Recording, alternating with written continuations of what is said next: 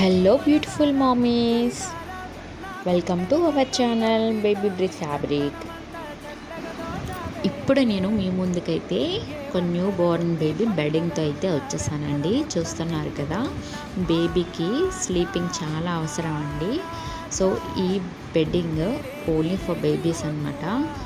So చాలా కంఫర్టబుల్గా అమ్మ ఒడి ఎంత వెచ్చగా ఉంటుందో అదేవిధంగా ఈ బెడ్డింగ్లో కూడా బేబీస్ అంతే బాగా నిద్రపోతుంటారండి.